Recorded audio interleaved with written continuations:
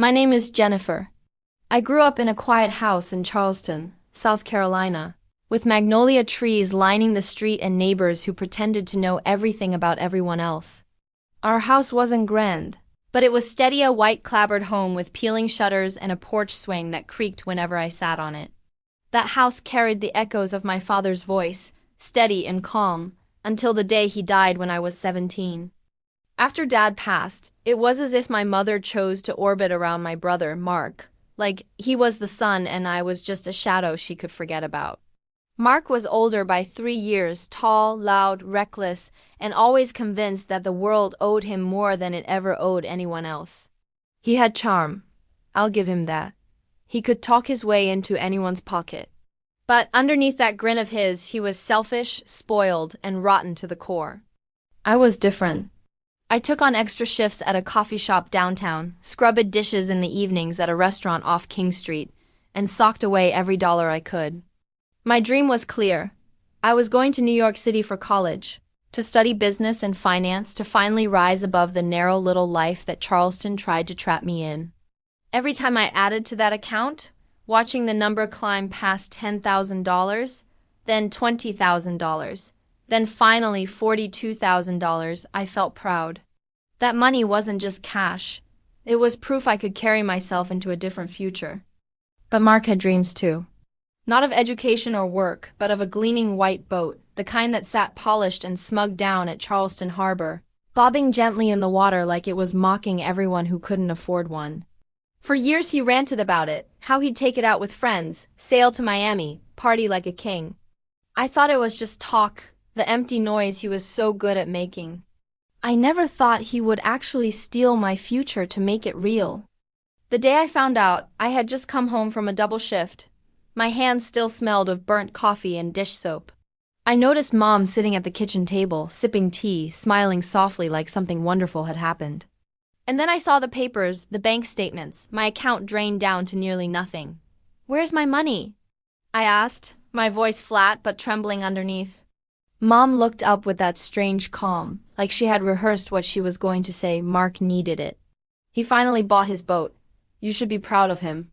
He deserves it more, Jennifer. Her words punched harder than any fist. He deserves it more, as if my years of sweat and sacrifice meant nothing. As if Mark's childish fantasies were worth more than my future. I felt a rush of heat in my chest, so strong I thought I might choke on it. I asked her again, firmer this time. "You gave him my college fund? The $42,000 I worked for?" She smiled, actually smiled, and placed her hand on Mark's shoulder as he strolled into the room like a conquering hero. He didn't even look guilty, he looked proud. "It's not just a boat," he said, grinning like a fool. "It's an investment in my happiness. Don't worry, Jenny, you'll find another way." That was the moment something in me snapped. I didn't scream. I didn't cry, I didn't beg for what was mine. I just smiled, the same smile they wore, and in that smile I buried my fury deep, like a knife waiting in the dark. If they thought they had destroyed me, they were wrong. That night, as I lay awake listening to the distant hum of traffic outside, I began to plan. Revenge wasn't just an option, it was inevitable. Mark had been eyeing a house in Savannah, Georgia. He bragged about it endlessly, how perfect it was for him and Rachel, his girlfriend. It was a sprawling colonial with white columns and a massive oak tree in the front yard. He wanted it badly, but he was still scraping together the down payment. I knew because he never shut up about it. What he didn't know was that Aunt Carolyn, my father's sister, had left me an inheritance tucked away in the United Kingdom, £28,000, which converted to nearly $35,000 here. When I found out, I hadn't planned on touching it. I wanted to leave it alone, maybe for after college, maybe for a rainy day. But now I saw its true purpose. That house he dreamed of would never be his, it would be mine. I moved fast. Within weeks, the paperwork was complete. The house, with its high ceilings and creaking hardwood floors, belonged to me. When I walked through it for the first time, keys jangling in my hand, I felt the ghost of my father beside me, proud, reminding me that I was capable of carving my own destiny. I didn't tell Mom. I didn't tell Mark. Not until the day I wanted them to know. I chose a Sunday afternoon when Mark and Mom were in the kitchen together. laughing about some nonsense.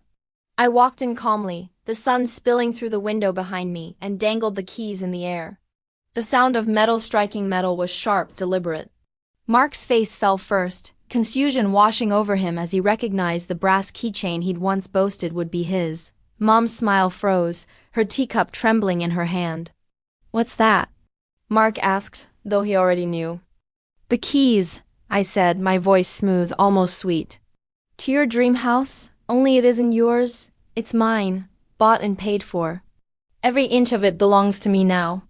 The silence that followed was delicious. Mark's face drained of color, and Mom's lips parted, but no words came out. I felt power flood me, warm and heavy, filling every crack they had carved into me over the years. I leaned closer to Mark, so close I could see the twitch of rage in his jaw. "You took my future for a boat that's going to rot in the harbor. I took your future for a house that will last generations. Tell me, brother, who really deserves it more?" The aggression in my tone wasn't shouting. It was sharper than that, a blade whispered against skin. Their silence was my victory, their pale faces my triumph. And in that kitchen, under the dim yellow light, I swore to myself that this was only the beginning. They had underestimated me for the last time. When I first stepped into the Savannah house, the air felt different, charged, almost alive. The hardwood floors creaked under my shoes as though they recognized me as their rightful owner. Sunlight spilled through tall windows, catching dust motes that floated lazily in the air. The wraparound porch stretched wide and welcoming, but to me it wasn't just a porch, it was a throne. This wasn't just a house, it was my fortress. My answer to every sneer, every dismissal, every whispered, "He deserves it more." And what made it sweeter was knowing how much Mark wanted it. He had walked through these same rooms with Rachel on his arm, talking about where they'd put the dining table, how they'd host parties, where they'd hang pictures of their perfect life. Too bad. His perfect life was mine now, and I planned to make sure he never forgot it. On my first night, I carried in little more than a suitcase, a mattress, and a bottle of bourbon. I didn't need luxury. The walls themselves felt like wealth to me. As I moved through each room, I imagined Mark's face when he realized the dream he'd been bragging about was stolen right out from under him. Not stolen, taken, claimed, righteously. I could almost hear the echo of his voice in the empty halls. "This is mine. This is going to be mine." I laughed out loud, the sound bouncing off the walls. It didn't take long for word to reach him. 3 nights later, I was sitting on the porch, bourbon glass in hand, when I saw headlights sweep across the yard. A black pickup truck crunched over the gravel driveway, and out stepped Mark, his face twisted in rage. Rachel trailed behind him, arms crossed tightly over her chest, her glare sharp enough to cut glass. He didn't knock.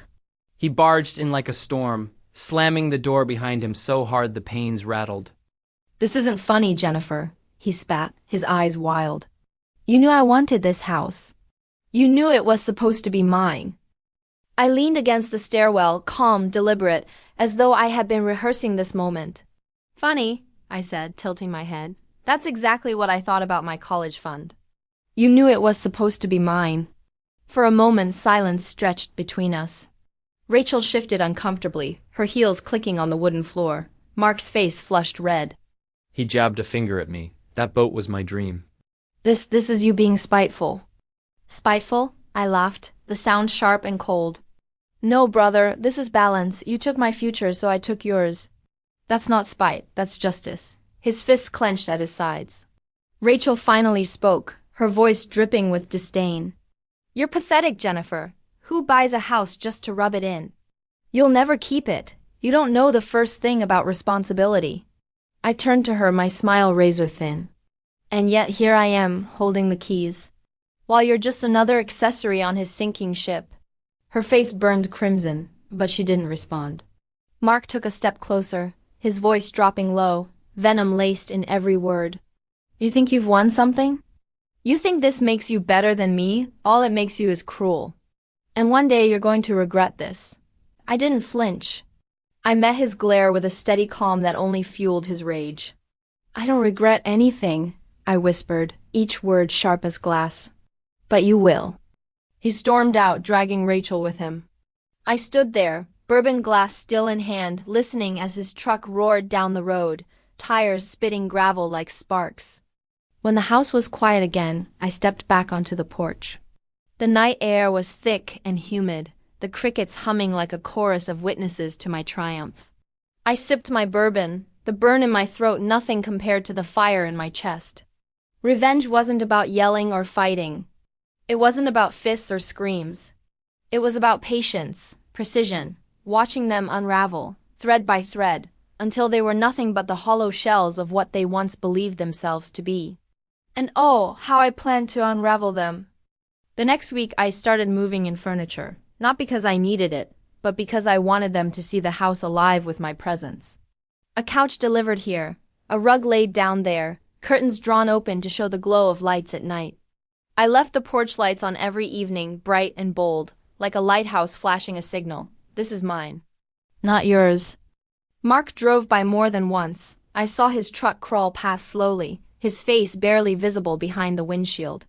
Sometimes Rachel was with him, sometimes not. I never waved.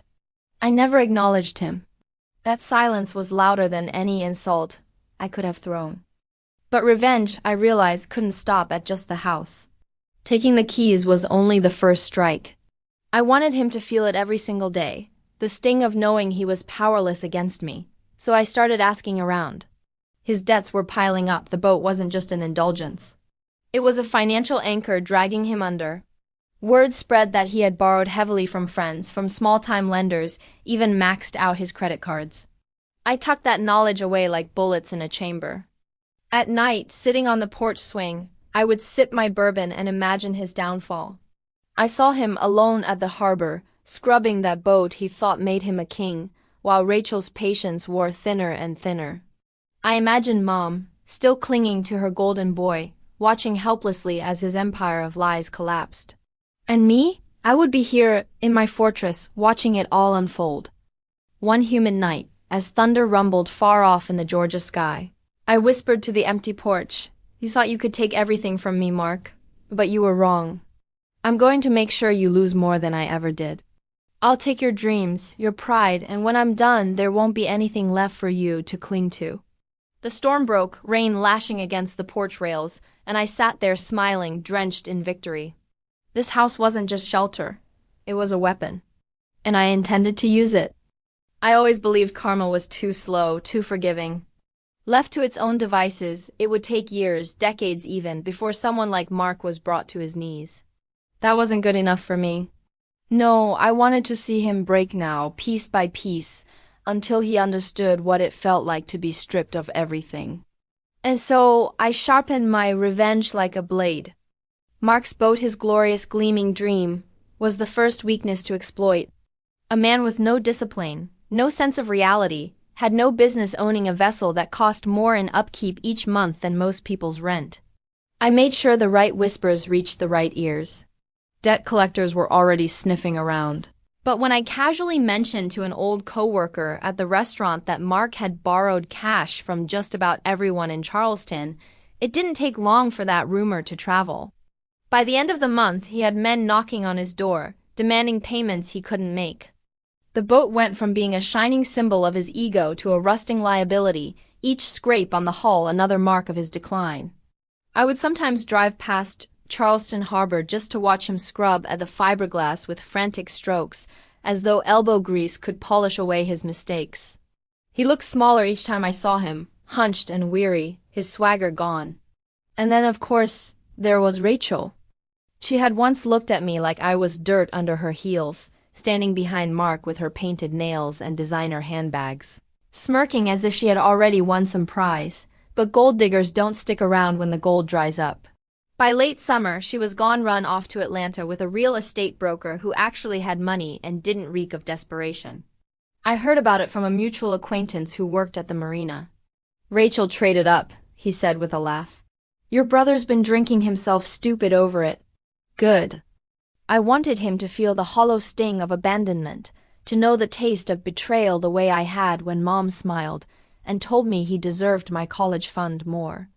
I wanted him to look at his empty bed at night and realize that everyone who claimed to love him only loved what he could give them. And now he had nothing left to give. Weeks later, there was a knock on my door. A weak, pitiful knock, not the kind of arrogant pounding I remembered from before. I opened it to find Mark standing there, eyes bloodshot, clothes wrinkled, smelling faintly of whiskey and salt water. His once proud shoulders sagged like they were carrying the weight of the world. "Jenny," he croaked, his voice cracked and dry. I need help, just for a little while. I don't have anywhere to go. Can I stay here? Just until I get back on my feet." For a long moment, I simply stared at him. This was my chance. The man who had stolen my dreams, who had strutted through life taking and taking, was now standing on my porch like a beggar. The power surged through me, delicious and intoxicating. I let the silence stretch until it became suffocating.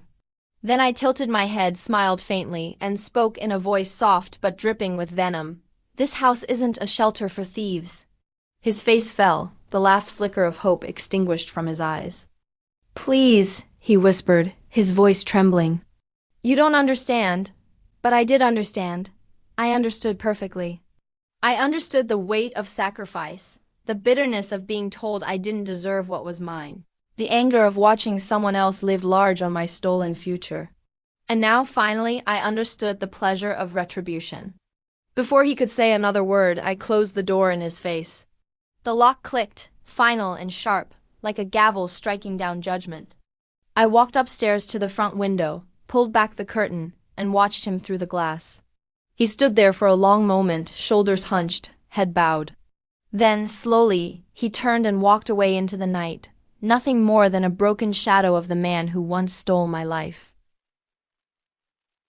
But it wasn't enough. I didn't want him just humbled, I wanted him crushed. And so I kept tightening the noose. I made sure his creditors knew exactly where to find him. Anonymous tips, little nudges here and there, each one a spark added to the fire of his ruin. I wasn't reckless, I was precise, methodical. If he owed one man $500, I'd ensure two more were knocking on his door the next day. Soon, Mark couldn't walk into a bar without someone grabbing his arm, demanding money he didn't have. And I didn't stop there. The harbor had rules, strict ones. A man drowning in debt could not keep a vessel docked without proper payments. I made a few discreet phone calls, posed a few questions to the right officials. By the time the month was over, Mark's boat had a bright orange sticker slapped across its side, repossession pending. I drove down to see it, parked just out of sight, and watched as he tore the sticker off, crumpled it in his hand, and screamed into the night like a wounded animal. His voice carried over the water, raw and pitiful. It was music to me. This wasn't just revenge, it was poetry. Every humiliation he suffered, every friend who turned their back on him, every dollar he begged for but couldn't find, it was all part of the symphony I was conducting. And I relished every note. Mom, of course, still tried to shield him. She called me one evening, her voice tight with anger. "Jennifer, how could you be so heartless? He's your brother. He's struggling. You should be helping him." I almost laughed. "You mean the way you helped me, when he stole $42,000 from me? The way you smiled and said he deserved it more?" There was silence on the line. "I'm not heartless, Mom," I continued. "I'm just finally giving Mark what he deserves. For once in his life, he doesn't get to win, he gets to lose. And I'm going to make sure he feels every second of it." I hung up before she could answer. That night, lying in my bed in the Savannah house, I listened to the cicadas humming outside the window and thought about how far I'd come. I no longer felt like the overlooked daughter, the discarded shadow. I felt powerful, dangerous, alive. Mark was falling, and I was the one who had pushed him. And the best part? He still hadn't hit the ground yet. The house became more than shelter, it became the crown I wore, proof that I had won. Every creak of its floorboards, every shimmer of sunlight through the wide-paneled windows reminded me of my triumph. I had taken what Mark craved most and made it my own. But ownership wasn't enough. Victory demanded more. I didn't just live in the house, I thrived in it. One rented out the upstairs rooms to students from Savannah State University. Bright-eyed kids desperate for a place to live, willing to pay me $800 apiece for a room with a view of the oak tree and the wraparound porch. Within weeks, I was making nearly $2,000 a month. Money that didn't come from sweat-stained aprons or burned coffee, but from power. It was mine, and it flowed because I had been ruthless enough to claim it. The best part? Every time I collected rent, every time I deposited a check, I thought of the $42,000 Mark had stolen. I imagined him scrambling for pennies while I built my fortune brick by brick, dollar by dollar. My dream of higher education hadn't died, it had only shifted course. Now I enrolled in classes again, paying tuition with the very money his betrayal had fueled. Every textbook I bought, every lecture I attended, became another nail in the coffin of his pride. And oh, how I enjoyed hammering them in. Word reached me through whispers Mark's boat had finally been repossessed. Stripped from the dock like a carcass hauled away, towed off by men who didn't even glance in his direction. I didn't need to see it happen. The image in my head was enough, my once proud brother screaming at officials, hands shaking, powerless, his dream ripped away in the most public humiliation possible. Mom called me that night. Her voice trembled, not with sympathy for me, but with indignation for him. "Jennifer," she said, "you can't just sit there and let this happen. He's your brother. He's lost everything." I leaned back in my chair, sipping on bourbon, my voice as smooth and sharp as the liquor itself. "No, Mom. He hasn't lost everything." "Not yet, but he will." Her gasp was like a hymn to me. For years she had chosen him, praised him, defended him at my expense. Now she was watching her golden boy rot, and she knew there was nothing she could do. But I wasn't finished. Revenge is never complete until it leaves scars deep enough that the victim carries them forever. And I wanted Mark scarred. So the first set the stage for his final ruin. I knew he was desperate for work. I knew he was desperate for money. He'd been crawling from odd job to odd job, mowing lawns, fixing fences, trying to scrape together enough to keep himself afloat. That desperation was my weapon. Through a friend of a friend, I made sure he heard about a business opportunity. A wealthy developer in Savannah supposedly looking for local partners to invest in a new marina project. All lies, of course, but wrapped in just enough truth to hook him. I made sure the documents looked real, the pitch believable. Mark never could resist the lure of easy money. He scraped together what little he had left, begged from what few acquaintances still tolerated him, and sunk it all into the scheme. Thousands of dollars he couldn't afford to lose. And then, like smoke, the deal vanished. The developer? Gone. The documents? Worthless. The opportunity? Nothing but a ghost. And Mark? Broken. I'll never forget the night he came to me again. He didn't knock this time, he pounded, his fists thundering against the door, his voice ragged with rage and despair. I opened it slowly, letting the light from my warm, golden home spill onto his pale, ruined face. "You did this," he shouted, spit flying from his mouth. "You ruined me. You took my house. You ruined my life. And now this." His voice cracked, his body trembling. "I have nothing, Jennifer. Nothing." I stepped closer, close enough to see the hollow circles under his eyes, the tremor in his jaw. "You had everything," I hissed. "You had my money. You had Mom's love. You had all the chances in the world, and you wasted them. You took from me, and now you pay the price." He staggered back, his fury crumbling into tears, real tears sliding down his face, dripping off his chin. For the first time in his life, my brother was broken, and I was the one who had broken him. I closed the door again, but this time I didn't walk away. I stood there, listening as his sobs faded into the night, swallowed by the cicadas and the rustle of the oak tree. I felt no pity, only victory. That was the night I knew I had won. Mom never called again after that. She chose her loyalty to Mark, clinging to his shattered remains while turning her back on me completely. It didn't matter. I had stopped needing her approval long ago. The house, the money, the life I had built, it was all mine, forged from the fire of their betrayal. And yet, victory carried its own weight. On stormy nights, when thunder rolled over Savannah and the rain battered against the porch, I would sit outside with a glass in my hand and listen. Sometimes faintly I thought I could hear the horn of a boat out on the coast, echoing across the water. It wasn't Mark's, not anymore. His had been stripped away, sold off to cover debts he could never repay. But the sound still reached me, a ghostly reminder of the boy who once thought the world owed him everything. I would smile then, slow and deliberate, letting the thunder carry my voice into the night. "Never again," I whispered. "Never again will anyone decide what I deserve." Revenge had cost me pieces of myself. It had made me colder, sharper, hungrier than I had ever been, but it had also given me power. And in that house, under the savannah moonlight, I knew the price was worth it, because I wasn't just the girl whose future had been stolen. I was the woman who took it back with interest.